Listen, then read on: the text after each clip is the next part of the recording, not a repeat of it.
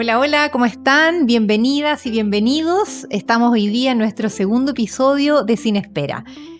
Un espacio que hemos construido para cada uno de ustedes. Hoy día me acompaña nuestro elenco estable de este estudio. Luis, Claudia, ¿cómo están, chiquillos? Muy bien, feliz de estar nuevamente conectada con ustedes. Hemos tenido harta retroalimentación, han visto nuestro podcast. Estamos saliendo a través de Spotify, así que queremos seguir conversando semana tras semana con ustedes. Bueno, sí, yo también muy contento. Hubo gente que me hizo algunos comentarios acerca del podcast y yo creo que es un buen espacio para seguir compartiendo y reuniéndonos con la gente, conversando de salud. Quiero recalcar que estamos en Spotify y que estamos también en YouTube, además de las plataformas digitales que habíamos mencionado antes. Así es. Bueno, y también nos acompaña Rodrigo Ibaceta Watson, médico internista especialista en nutrición y diabetes. Bienvenido, doctor. Gracias por acompañarnos en este espacio. Gracias, Andreita. Hola, Claudia. Hola, doctor.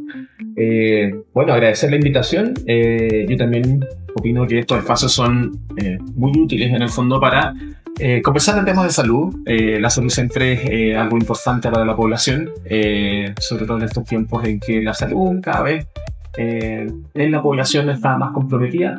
Y aportando, en el fondo desde mi área, para la educación, resolver dudas y siempre es bueno conversar, debatir en buenas ideas. Sí. Y así estamos en contacto también con toda la comunidad que se conecta, que nos escucha. Y hoy día vamos a hablar de nutrición y obesidad, ya un tema súper relevante. Tenemos altos índices de obesidad en nuestro país, también en nuestro Valle de la Concagua. Queremos conversar de eso, queremos entregarles también recomendaciones, hablar de estilos de vida saludable, cómo nos cuidamos. Y para eso les presentábamos a Rodrigo para que pudiésemos iniciar con este tema y después vamos ahí nosotros introduciendo en otras líneas. Y bueno, para nadie es un desconocimiento, ¿cierto? Que la obesidad es una pandemia, ¿cierto? Una pandemia del siglo XXI. Yo siempre que me toca hablar de estos temas, me acuerdo cuando yo era chico, décadas atrás. Varias. O tal vez o tal vez más para atrás, en donde el problema nutricional era el inverso, era la desnutrición. Sí. Y las abuelitas, nuestras abuelitas, las abuelitas de ustedes, como que nos inculcaban en el fondo en el comer. O sea, el no comer era el sinónimo de enfermedad. Y ahora estamos en todo lo contrario. Sí. O sea, en el fondo, el exceso de comer es el problema. Pasamos de la desnutrición, no sé cuántas décadas, 5, 6, no sé, a este problema de la obesidad. Bueno, y sin duda que podemos empezar a preguntarnos el por qué, ¿cierto? Muy historial. Sociales, cosas de la misma evolución de la vida moderna, ¿cierto? De políticas, de gobierno, del cambio de la vida, en el fondo, que fue como la vida se fue transformando desde aquellos años. O sea, me acuerdo, vuelvo a la infancia, el día lunes era el día del poroto en mi casa. Las legumbres, sí, el día de las lentejas. Sí. Ahora eso son costumbres que se han ido perdiendo por distintas razones. La gente goza de menos tiempo. Hay en el fondo acceso a comidas en el fondo menos saludables de manera más masiva.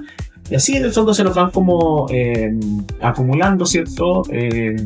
La predisposición de la gente a tener en el fondo malos hábitos de alimentación. La obesidad es el resultado, ¿cierto? De malos hábitos de alimentación, no sé si el tiempo de hacer actividad física.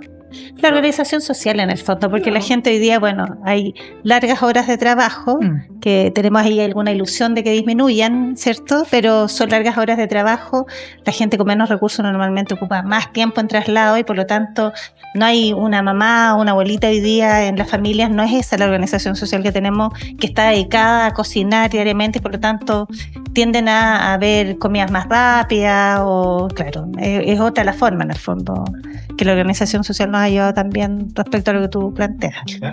Sí, sobre todo los tipos de trabajo. Pasamos mucho tiempo también sentados, eso no nos permite de alguna manera tener ese espacio de movimiento. También creo que hay mucha excusa de repente para hacer actividad física. Aquí en nuestra zona tenemos un valle súper caluroso en verano, entonces siempre es una excusa, no, que hace mucho calor para ir al gimnasio, salir a caminar a la plaza, cosas tan simples que quizás se pudiesen retomar, no solamente en el tema de alimentación, sino que adquirir otros hábitos para que podamos contribuir a tener una mejor salud y un estilo de vida más saludable, ¿cierto? Yo siempre en el fondo he pensado que el querer es poder. Y el que quiere también que primero conocer el por qué hay que hacerlo, ¿ya? Y yo creo que este espacio es para eso, en el fondo para explicarle a la población que la obesidad es considerada otra patología y como todas las patologías tienen que ser intervenidas. Los porfirios se intervienen, las enfermedades cardíacas del doctor se intervienen, la diabetes se interviene, el cáncer se interviene, las depresiones se intervienen, la obesidad también debe ser intervenida. La diferencia es que la intervención involucra a mucha gente, no solo al doctor, también a los profesores, a las tías del jardín, a las herbolarias, al kinesiólogo, a las nutricionistas, la familia, a los psicólogos, al rito familiar, o sea, políticas públicas también. Claro, o sea, la intervención es demasiado multidisciplinaria y al ser multidisciplinaria es más difícil abordar, pero no es imposible. Hablemos de estadísticas Sí, tenemos sí. Pero antes de eso yo quería que me quedé un poquito pegado con esto de que pasamos del peligro de la desnutrición a la obesidad, así como claro, Claro, de las legumbres al McDonald's, ¿cierto? Y yo me acordaba que una de las políticas más exitosas que tuvieron ministerios de salud anteriores, ¿cierto? Era el medio litro de leche y cosas que tenían que ver con la alimentación complementaria, o sea, la leche para toda la gente. O sea, eso tenía que ver con, en ese momento, el grado de importancia que tenía la desnutrición como una patología que era habitual en los niños. Entonces, ahora estamos nos pasamos ya, de hecho, al otro extremo, y la verdad es que yo me acordaba porque mi mamá, yo soy mucho más viejo que ustedes, pero mi mamá nos daba a las 11 de la mañana, yo me comía una cosita así que era como un caldito con carne, una cosa así porque era como el desayuno, esa cosa, y después el almuerzo. O sea, si uno no estaba bien nutrido ahí, no sé cómo, pero claro, en ese tiempo el peligro que uno que veían las mamás era la desnutrición. Sí, pues y los colegios, de hecho, pues tenían programas de fortalecimiento donde los niños de más bajo peso les daban, no sé, pues leche, queso, galletas, o sea, se seguía y había estructurado un programa para mejorar los índices, ¿no? Así era. Y la leche era una cosa del desayuno de todas las mañanas. En los colegios públicos era así. Sí. Ya, hablemos de cifras. ¿Cómo estamos aquí en nuestro Valle de la Concagua? O sea, en términos globales, los porcentajes de sobrepeso y obesidad no son bajos. Y uno lo que ve es que en la medida de que aumenta la edad, se van como asentando aumentos de grupos de sobrepeso y obesidad. De hecho, en el grupo etario preescolar, entre obesos y sobrepesos, hay un 32% de la población de la población preescolar que tiene estas características. Eso es acá en Aconcagua. En Aconcagua, claro. Los niños después entre 5 y 9 años aumentan a 43% de sobrepeso y obesidad, y ya en la adolescencia, entre 10 y 19 años, ya se asienta el 50% de la población que corresponde a sobrepeso y obesidad. Y que se mantiene en la adultez es el 50%. En el fondo hay una escalada que probablemente va repercutiendo en ir agregándose población a este estado nutricional. Claro, o sea, un adulto con sobrepeso fue un niño con sobrepeso. Exactamente. O sea, eso es así. Para complementar un poco tus estadísticas en la población adulta, nosotros somos campeones mundiales de la malnutrición por exceso. Somos un fiel reflejo y espejo de lo que pasa en Estados Unidos. O sea, nosotros somos la copia de esta epidemia a nivel del país norteamericano, ¿ya? O sea, 2 de 3 personas en Chile, 2 a 3 adultos en Chile tienen problemas de sobrepeso, ¿ya? Sobrepeso en global, que incluye a la gente que incluso tiene obesidad y grados más severos de obesidad. Si uno esto lo grafica de alguna manera en riesgos para la población, la gente en el fondo en Chile se está muriendo de las enfermedades asociadas a la obesidad.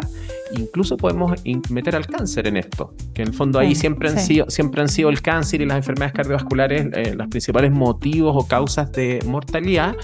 Está todo relacionado con la obesidad. Entonces, si hablamos de políticas, de estrategias costo efectivas para el sistema de salud, para nuestro país, sin duda que ahí hay que intervenir. ¿Sí? Sí, bueno, yo me recordaba que políticas públicas que han tenido algún efecto tienen que ver, por ejemplo, en el nivel del tabaco, con el aumentar los impuestos al tabaco. Y así hay, por ejemplo, en Europa, comprar una cajetilla de cigarrillos es muy, muy caro. Cosa que debería ocurrir también aquí y podría ser lo mismo para comida chatarra, ¿cierto? Para otro tipo de alimentación. Nosotros estoy súper de acuerdo, somos la copia fiel del gringo que se alimenta mal. Y la verdad es que cuando uno ve a los europeos con una dieta bastante más balanceada tienen bastante menos enfermedad cardiovascular que lo que tienen los norteamericanos y nosotros. Nosotros tenemos una cantidad de hipertensión que llama poderosamente la atención, porque en realidad en los mayores de 70 años prácticamente el 50% de la población es hipertensa. Entonces es una cosa que la hipertensión va extraordinariamente ligada al peso. Cuando uno dice yo quiero alimentarme mejor, dice, y porque no quiero tener hipertensión, la gente piensa que es solo comer menos sal, ¿cierto? Pero comer menos sal disminuye en 2 a 3 milímetros de mercurio la presión arterial. Pero bajar de peso en un porcentaje importante, si uno tiene un sobrepeso significativo, bajar unos 10 kilos de peso significa bajar entre 4 a 5 milímetros de mercurio adicionales la presión arterial. O sea, uno podría, solo bajando de peso, no tener la necesidad de tomar, por ejemplo, medicamentos para la hipertensión. Entonces, es extraordinariamente importante y la gente no lo percibe así. Dice, yo me tomo mi medicamento, pero sigue comiendo sigue, no baja ni un gramo. Entonces, eso es una cuestión que hay que ir a abordar de alguna manera. Yo creo que las políticas públicas se vio esto de por lo menos el etiquetado de grasa, de calorías. Hay algunos intentos. Sí, hay algunos intentos. Sí, yo creo que eso tuvo un impacto más bien temporal. ¿Ya? Sí. La gente después ya nos dejó de leer el etiquetado. Pero obviamente es una política que hay que mantenerla, continuarla. Me acordé que el doctor hablaba del tabaquismo. ¿Se acuerdan que empezaron a aparecer fotos de personas en las cajetillas? Sí. Siento que también pasó algo parecido con eso. O sea, fue un efecto temporal, pero después hasta aparecieron las vueltas. Aparecieron memes y cosas, pero que en el fondo el impacto real sobre el objetivo, que era en el fondo disminuir el porcentaje o la incidencia de tabaquismo, fue demasiado reducido en el tiempo. Sí, lo mismo pasó con esta ley que establecía que tú no podías asociar juguetes con alimentos. ¿Te acuerdas? Por la cajita feliz. Que fue como bien estricto al comienzo, pero hoy día tú miras y eso como que ha ido desapareciendo. Hoy día han vuelto a aparecer juguetes o incentivos para los niños vinculados a la alimentación. Ahora en los colegios, este hecho de que los kioscos de los colegios no puedan vender comida chatarra, eso es una cosa súper importante. Sí. Yo creo que además tiene que ver con cómo yo educo a los niños de cómo se alimentan. Yo me gustaría que Rodrigo nos dijera esto de que efectivamente cuando se es obeso en el niño, la probabilidad de ser obeso en el adulto y por qué se da esto, porque en realidad hay una explicación de por qué cuando los niños que son obesos terminan siendo necesariamente obesos en la adultez. Hay una predisposición social, ¿cierto? A través de hábitos que, bueno, los niños son copiones, o sea, copian y aprenden en el fondo lo que ven, y en el fondo si crecen dentro de un ambiente con malos hábitos de alimentación, bueno, eso se normaliza y continúa en etapas más cercanas a la adultez. Pero también hay una predisposición física que tiene que ver con la formación del tejido adiposo en edades tempranas de la vida, que en el fondo va a ser una predisposición que te va a marcar para el resto de la vida. Entonces, la intervención la tasa de éxito que esa persona va a necesitar va a requerir de un esfuerzo mayor. Yo siempre les digo que no va a ser una carrera en plano lo que van a comer, o lo que van a correr, perdón, sino que va a ser una carrera con un desnivel en donde tu esfuerzo va a tener que ser mayor que el que está al lado que va a correr en plano. Y aquí yo creo que la intervención y la conversa, en el fondo, la conversa que se está dando en este momento, debe partir justamente en esa población de nuestro país, o sea, en los niños, ¿ya? Los adultos, uno los trata igual, pero si de políticas preventivas se trata, yo creo que es la niñez, y yo creo que tal vez en la adolescencia ya estamos llegando tarde, estamos pensando en la primera infancia, en la segunda infancia, en la primera infancia, los escolares. Ahí es donde se debe intervenir o concentrar, hacer un esfuerzo en ese grupo poblacional. Sí. Tus cifras eran dramáticas. Sí, pues, y de hecho también hay cifras. La Junaep hizo un estudio comparativo 2024-2025 de población estudiantil en el país. Hizo un análisis de más de 6.000 establecimientos educacionales, y ahí en el fondo ese análisis demuestra que el 51% de los niños hicieron una muestra de prebásica, quinto básico, primero medio, y ahí muestran que el 51,7% de los niños tiene obesidad y sobrepeso en época estudiantil.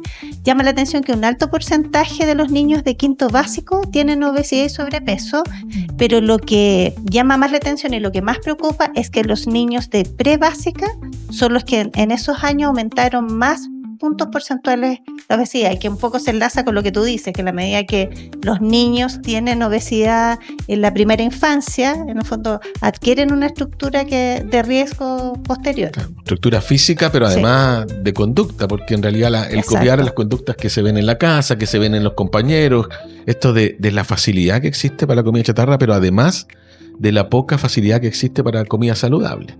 O sea, lo que hablaba, esto es multidimensional, ¿no es cierto? Y un poco decir que la gente que tiene que andar largo trecho en una locomoción colectiva, por ejemplo en Santiago, mucho más que acá, mientras más grande la ciudad, pero igual nosotros tenemos gente que vive en las afueras, en la cosa, no sé, Catemu, el interior, que lo que se demora en llegar a cualquier trabajo va a ser enorme, digamos. Entonces esa gente no tiene tiempo de cocinar, no tiene tiempo de dedicarle a la alimentación saludable, eventualmente no tiene tanto tiempo para la educación física o eventualmente para algo de actividad física.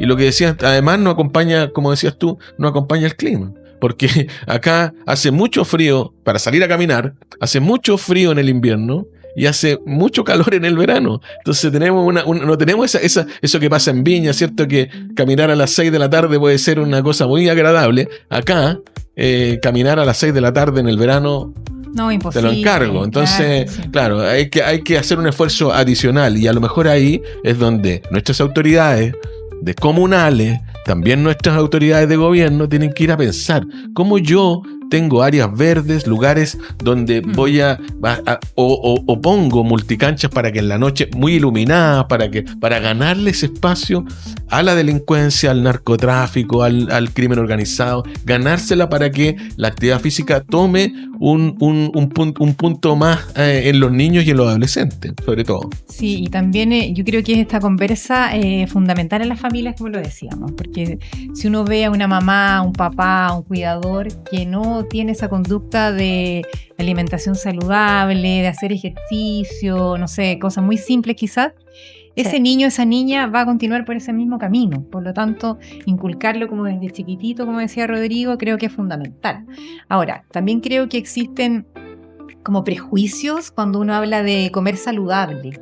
Uno cree o entiende que es comer pura lechuga o tomate, morirse de hambre, ¿cierto? Entonces quizás... O ser vegetariano. O ser vegetariano, claro. Entonces yo creo que también ahí falta un poquito de orientación quizás a la comunidad para que entiendan que comer saludable no es comer malo, al contrario. O sea, sentirnos bien, vitales, es fundamental para tener un estilo de vida saludable, ¿cierto? Entonces quizás hablarles un poquito de eso.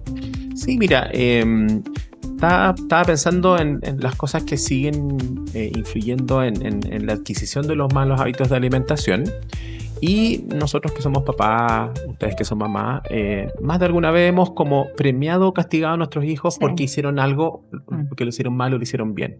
Entonces yo creo que eso desde esas etapas de la vida empiezan a inculcar en los niños su relación que tienen con sus hábitos de alimentación.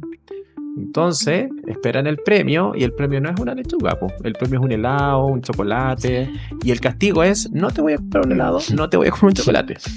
Son cosas que todos hemos hecho, pero que impactan sin duda en la relación que esa persona, que ese niño empieza a tener sobre, porque en el fondo la comida no tiene por qué ser un castigo o un premio. En el fondo el comer es el comer. ¿Ya? Yo cuando lo escuché por primera vez reaccioné muy parecido tal vez como están reaccionando ustedes ahora, y ojalá que la gente que nos está escuchando en ese podcast, porque son cosas que uno no dimensiona. Lo dejo así como me fui en la profunda, pero para que reflexione, claro, ¿no? Pero es muy relevante, sí, porque así como tú traspasas otras cosas a tu hijo, son los hábitos alimentarios, o sea, efectivamente tú ves personas que están muy preocupadas por el peso y los niños en el fondo con una angustia del comer o con una ansiedad, o al revés. Son cosas inconscientes, pero que tienen impacto, sin duda. Y en la misma dinámica, el hecho de comer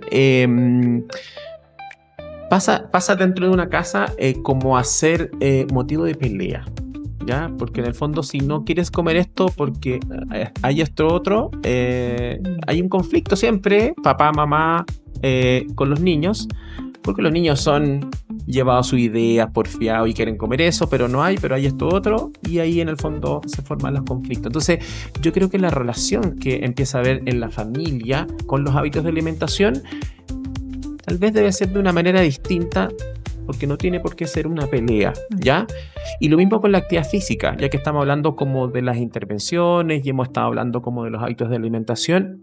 La actividad física también tiene que ser no obligado, pero en el fondo buscarla de alguna manera dentro de la casa, nosotros como profesionales, en el fondo a distintos niveles, en los colegios, en los consultorios, distintos niveles, cómo motivamos en el fondo no solo a la población infantil, sino que también a los adultos, cómo los motivamos para que hagan ejercicio, porque hacer ejercicio, no tengo tiempo, es fome, me canso, son puras cosas negativas. Como sacrificio finalmente. Es como puras cosas negativas, pero la actividad física hay que verla de otra manera, o sea, hay que hacerse el hábito, o sea, hay que hacerse el tiempo para hacer la actividad física. Yo concuerdo con el doctor, las jornadas son más largas, las distancias son más largas, estamos más cansados, la vida moderna es más estresada. Pero dentro de, por ejemplo, Claudia, tú dentro de tu agenda, tú tienes que ir a las reuniones, no puedes no ir. Yo creo que con la actividad física debe ser lo mismo, o sea, nosotros tenemos que hacerlo el tiempo, o sea, tú no te permites no ir a esa reunión porque no tienes tiempo, tienes que ir igual. Pues la actividad física es lo mismo, y no estamos hablando tampoco de horas de actividad física, estamos hablando de minutos, 15, 20 minutos, pero yo creo que el puntapié inicial es el entender que hay que hacerlo, porque el beneficio de la actividad física es enorme, y no estamos hablando del deporte que tiene un fin competitivo, sino que hacer una actividad física de manera periódica. Y ahí me acuerdo lo que acaba de decir el doctor, tampoco es necesario salir de la casa. Incluso la actividad física se puede hacer dentro de la casa. O sea, el calor y el frío en nuestro valle, que es como tan extremo en términos de clima, tampoco debe ser un pretexto. Porque yo prendo la tele de mi casa, pongo... ¿Cuántos personal training hay en internet? Uno pone ahí cualquiera y uno se pone frente a la tele, uno puede hacer sentadillas, flexiones de brazos, bailar, hacer pilates. O sea, yo creo que el que encuentra el beneficio es porque el que quiere y el que sabe buscar lo va a encontrar. Sí, yo creo que ahí se da una dinámica también muy instalada, que la entretención o los puntos de reunión de los grupos familiares tienen que ver con la comida y no con una entretención que podría volverse a hacer una actividad física en conjunto, papás e hijos dentro de una casa. Sin embargo, sea al revés. Claro. comer. Sí, eso es una cosa muy habitual, pues es como el regaloneo. Yo regaloneo con comida, digamos, ¿cierto? Pero tenemos que aprender a comer. Claro. También yo creo que es fundamental. Sí, también. Sí. Yo quería hablar... Quizá, perdón, Sí. no significa quizá dejar de comer miles de cosas y de repente no darse un gustito con quizá, no sé, alguna comida chatarra, pero que en el fondo eso no sea lo habitual, sino que tengamos conciencia de qué estamos comiendo y por qué lo estamos comiendo. Es como el niño, ¿cierto? El niño va a un cumpleaños y come dulce, porque en realidad si no vas a un cumpleaños, o sea, si vas al cumpleaños y no comes dulce, o sea, es fome. Claro, es fome, pero eso uno no tiene cumpleaños todos los días. Sí. O sea, eso es una cosa que uno tiene que considerar. Yo pensaba de esto de la actividad física, primero decir que la mejor actividad física, y yo sigo insistiendo es la caminata, ¿ya? Sí. Claro, caminata, bicicleta, caminata que además no tiene. Y cuando uno hace, lo recomendado desde el punto de vista cardiovascular es que uno haga de 90 a 120 minutos semanales. O sea, mínimo 90 minutos semanales de caminata. Ese es como el piso. Ese es como el piso, ¿ya? Entonces, una caminata que no sea vitrineo, ¿cierto? Porque caminata rápida. Claro, una caminata con algún ritmo que permita eso. Y lo que yo iba a decir es que cuando uno hace actividad física, no solamente está quemando calorías, disminuyendo o sea, mejorando el balance entre lo que uno ingiere y lo que elimina, sino que además hay neuromediadores, endorfinas que se liberan, que lo hace a uno sentirse mejor. Sí. O sea, te mejora el ánimo, te mejora la conciliación del sueño. Hay una serie de otros elementos. El ánimo, que en este mundo en el que vivimos es uno de los problemas que hay, ¿cierto? Sin duda. La depresión es una endemia prácticamente en este momento. Entonces, yo creo que esto ayuda. Si uno lo hace al aire libre, mejor. No siempre se puede, pero también hay que pensar que hay gente que vive en lugares mucho más extremos que los nuestros. Estamos hablando de gente que vive en el sur de Chile, desde Coyhaique al sur, en realidad los días son mucho más cortos, el frío es intenso. Entonces, yo creo que hay que buscar la forma en cada uno de los lugares donde uno vive para lograr hacer la actividad física que necesita, bueno, y también alimentarse de mejor manera. Y ser consciente de esos beneficios que va teniendo uno, porque uno va notando cambios cuando se alimenta de mejor manera, cuando hace actividad física. Si uno es consciente de eso, uno los nota. Entonces también es importante no sentirse como, pucha, necesito bajar de peso porque estoy muy inflamado, estoy muy enfermo, entonces estoy obligado a hacer actividad física. Buscarle el otro sentido. ¿Qué me aporta? ¿Cómo me siento yo cuando termino de esa rutina, por ejemplo? Eso es lo beneficioso. Entonces quizás darle como una vuelta y de mirada. Qué importante lo que dices, Andrita. Siempre buscar el beneficio más que la dificultad. Sí. Yo creo que para hablar de obesidad podemos hablar de muchas cosas, pero lo que les quería decir es que esto es un aprendizaje que yo creo que no tiene que tener debe tener una fecha de inicio, pero no debe tener una fecha de término, ¿ya? Yo le digo a los pacientes que cuando, por ejemplo, escuchamos la palabra dieta, todos pensamos al tiro en algo fome, restrictivo, que va a tener una fecha de inicio porque yo empiezo la dieta y la dieta la termino en 2 meses. Bueno, si en el fondo el objetivo para la población es que controlando la obesidad empecemos a disminuir las cargas de enfermedad y los riesgos, ese riesgo debe reducirse de manera permanente en el tiempo. Por ende, el control de peso, y ni siquiera el control de peso, porque podemos incluso imaginarnos, para no satanizar la balanza, porque todos le tenemos miedo a la balanza, tal vez el objetivo no es que la aguja se mueva, sino que adquiramos hábitos, cosa de que tal vez la composición corporal empieza a cambiar. Exacto. ¿Ya? Porque aquí la mala de todo esto es la adiposidad, el tejido adiposo. Entonces uno pudiera no modificar su peso, pero si gano músculo, no estoy hablando como de competencias, de espejo. Culturista. Estoy hablando del músculo, como un órgano, en el fondo, que tiene muchas funciones beneficiosas en términos de consumo de glucosa, insulina y un montón de otras cosas. O sea, un adulto mayor con una masa muscular considerable es un adulto mayor que se va a caer menos, que se va a fracturar menos.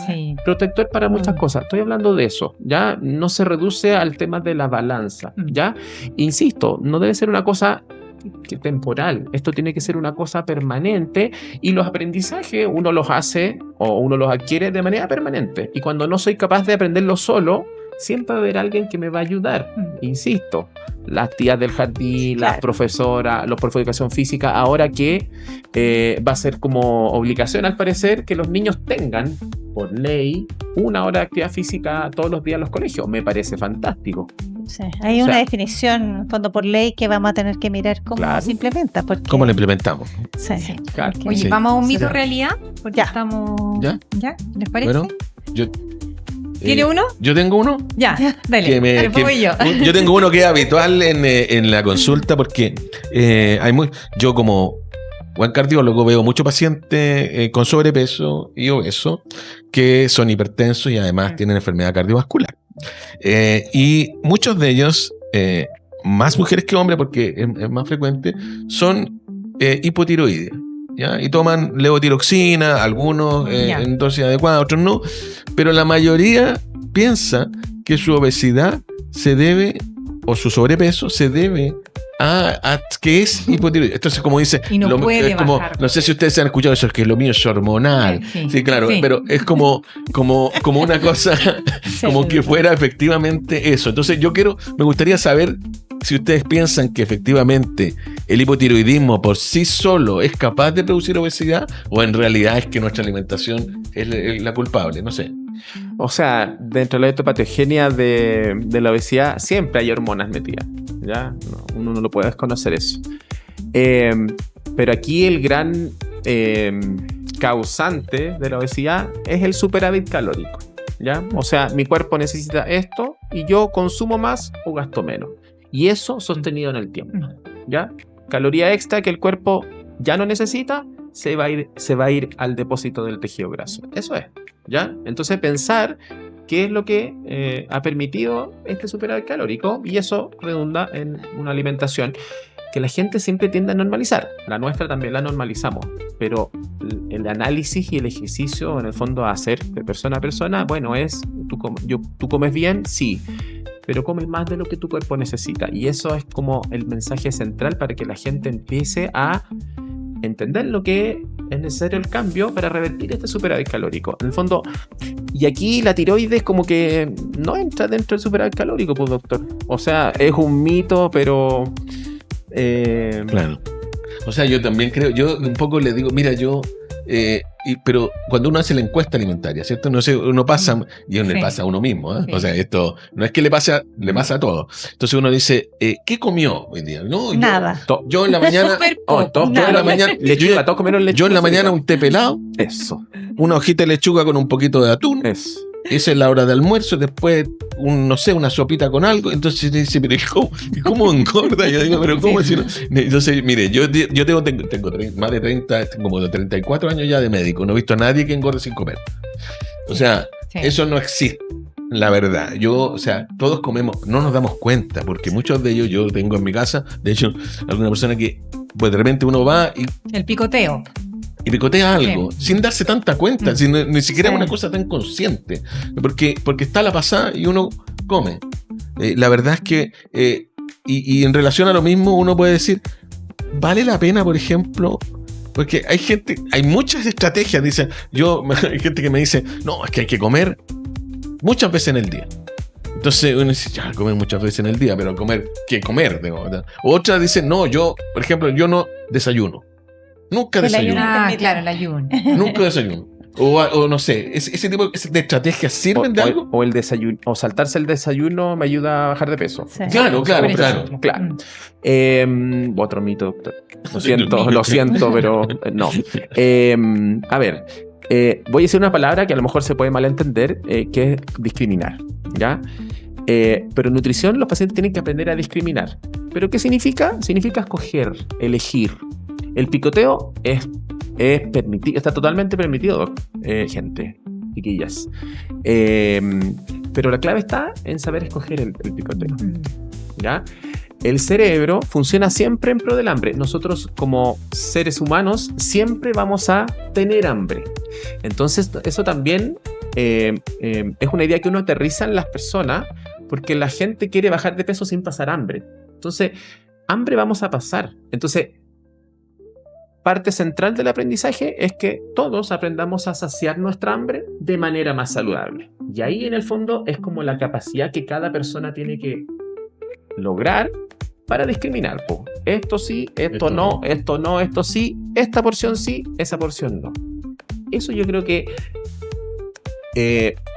facilita mucho tener el autocontrol. Si en el fondo eso es lo que los pacientes o las personas tienen que lograr.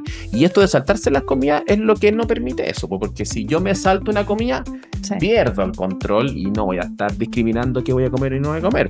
Todo lo hemos hecho. Pensando que no comiste durante tantas horas, que puedes comer cualquier cosa. Llegamos y abrimos el refri y para adentro. Oye, y una ayuda quizá al autocontrol es esto de definir qué compras para el picoteo. Porque en el fondo, no sé, pues si tú a los niños les tienes galletas, cereales, uno que tienen mucho azúcar, tiene... eso es lo que comes. En cambio, si tienes fruta, verdura, qué sé yo, en el fondo también es no comprar cosas el acceso, claro, que te ayuden. Pero yo he visto, por ejemplo, en cumpleaños de niños que ha cambiado un poquito eso. Hay huevo duro, hay bastones de zanahoria, apio.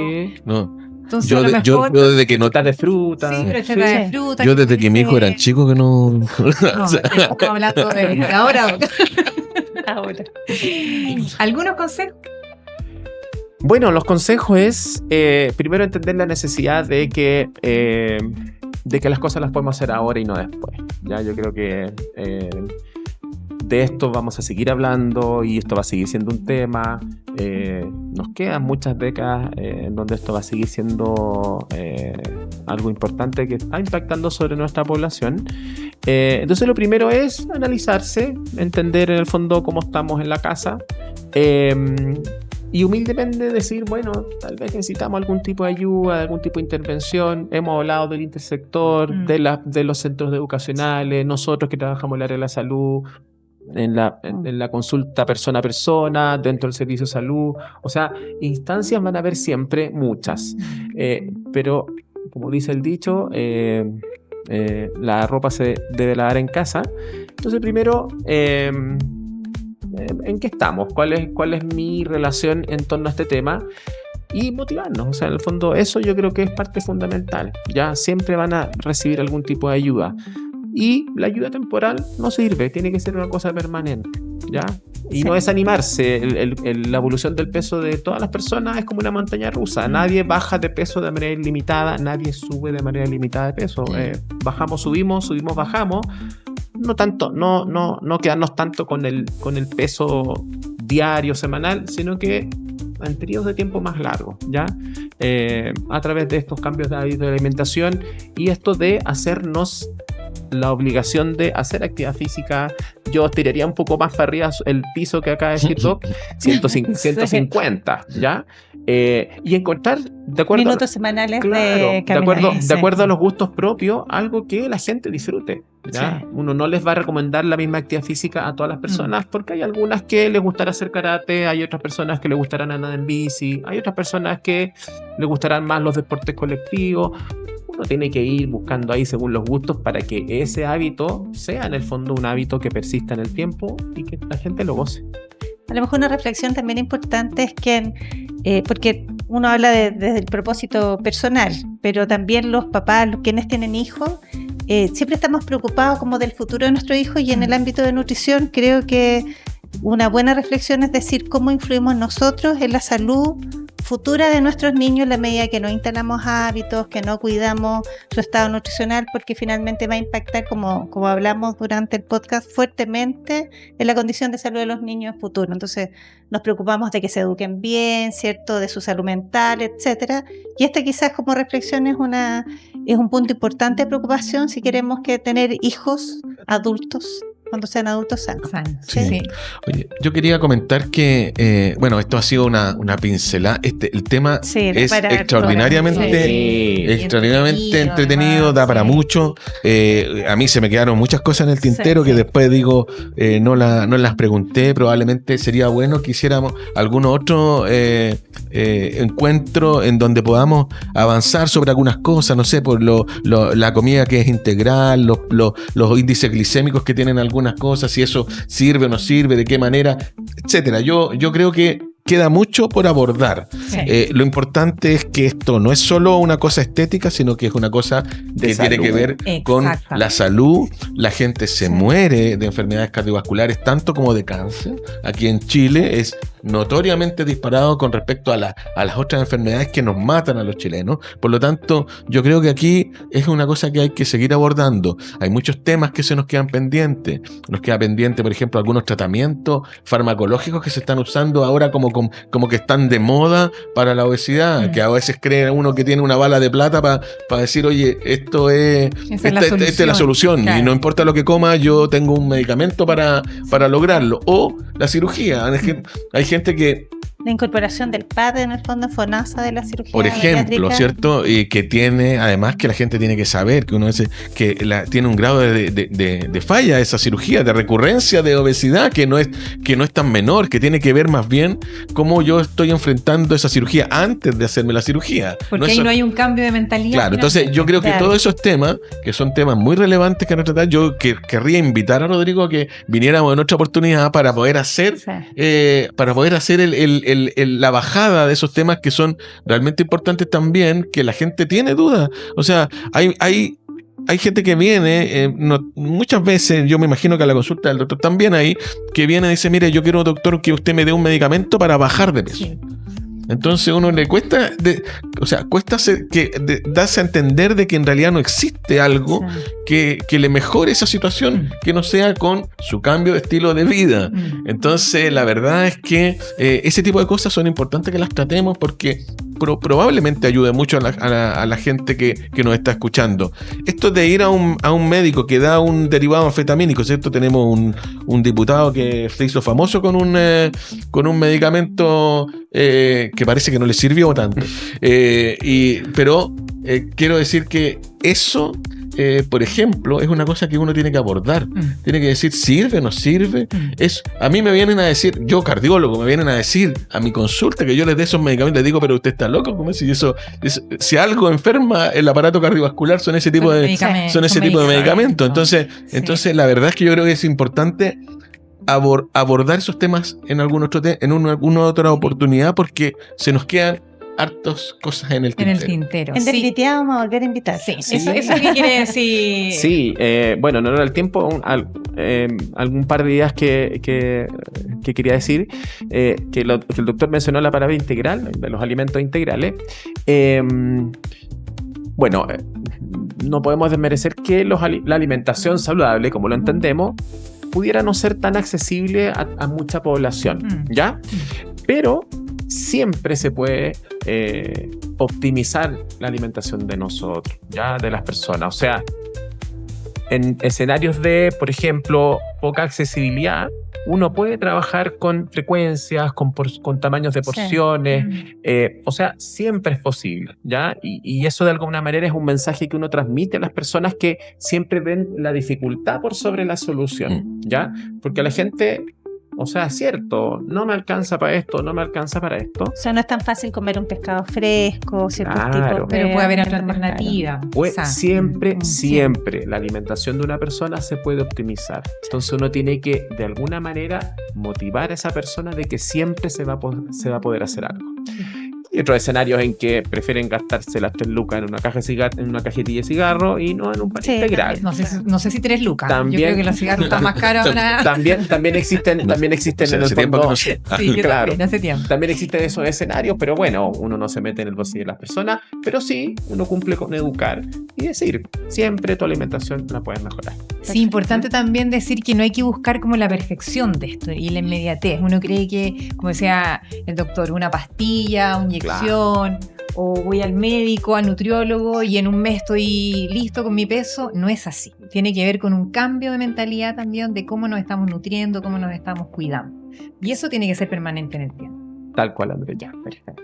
Renunciar a la inmediatez también, ¿cierto? Renunciar a la inmediatez que estamos un poco acostumbrados. Y esto de que lo perfecto es enemigo de lo bueno, porque en realidad cuando hay gente que dice, no, yo quiero hacer, pero lo quiero hacer perfecto, si no lo hago. O sea, y termina todo peor, porque en realidad no hace ni un esfuerzo. Pero un cambio que tengamos a la vez. Que eso va es muy importante. Contribuye. Entender que la ganancia en salud no se logra con la normalización del peso, sino que con un control de peso, de manera lenta, lento pero seguro. Sí. Sin rebote. Bien. Súper. Muchas gracias, Rodrigo. Muchas gracias por invitarme. Estuvo súper entretenido. Qué bueno que te vaya. Si me invitan, vengo no. No, de hecho, ya estamos pensando en una nueva fecha. Estamos pensando en una fecha. Sí. Voy a agradecerles por este espacio. Hemos tenido hartos comentarios, como decía Claudita. Así que nosotros súper contentos y bien motivados de poder seguir acompañándolo. Así que escúchennos en nuestras plataformas, Spotify, YouTube y todas las plataformas de Aconcagua Digital. Nos vemos en una próxima oportunidad. Vamos a tener otro episodio también bien interesante para ustedes. Sí, coméntenos en las redes sociales qué temas les interesan, porque nosotros tenemos un listado de intereses propios que creemos que tienen que ver con los intereses de quienes nos escuchan, pero retroaliméntenos en las redes sociales a través de Aconcagua Digital y todas sus plataformas. Correcto. Yo solo quería enunciar un tema que vamos a tocar en el próximo podcast, que es cómo están las listas de espera en nuestro Valle de la Aconcagua. ¿Qué relación tiene eso con el programa de gobierno de la disminución de las listas de espera? ¿Cómo se relaciona la disminución del presupuesto y el abordaje de la lista de espera? Y eso lo queremos abordar en profundidad en el próximo podcast porque es importante con datos locales, ¿cierto? ¿Cómo es que Aconcagua se está manejando la lista de espera y cómo es que podríamos mejorar el acceso, no solamente a través de la lista de espera, sino que el acceso de nuestra gente a enfermedades que no podemos tratar en este momento? Que no estamos tratando porque tenemos que derivarla y la estamos derivando a otros lugares donde sí tienen listas de espera. Entonces, ¿cómo mejoramos eso? Lo que quizás se va a volver un gran desafío en salud, porque nosotros vamos a ser el segundo ministerio que tenga el mayor recorte presupuestario de acuerdo a los anuncios recientes. Así que más de 500 millones. Pero probablemente los equipos de salud ganas no les faltan ni esfuerzo, así que hay cosas que hacer sin ninguna duda. Sí, así que un tema súper interesante para que ahí nos esperen y vamos a tener cifras, como decían ustedes, y también dar a conocer cuál sería el impacto de eso. Yo creo que también es importante recalcarlo, porque una disminución en un ministerio tan importante como salud yo creo que va a afectar de alguna manera. Así que nos despedimos y nos encontramos próximamente. Chao, que estén bien. Hasta pronto.